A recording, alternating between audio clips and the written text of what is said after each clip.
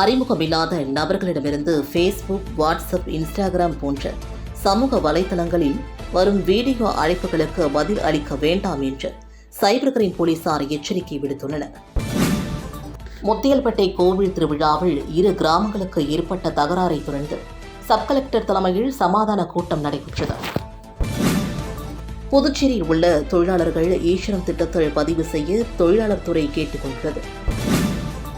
அரசு வேலை வாய்ப்புகளில் வயது தளர்வு கேட்டு தலைமைச் செயலகத்தில் பதாதைகளை பிடித்து தனிநபர் போராட்டத்தில் ஈடுபட்ட மாணவர் கூட்டமைப்பின் நிறுவனர் சுவாமிநாதன் போலீசார் கைது செய்ததால் பரபரப்பு ஏற்பட்டது.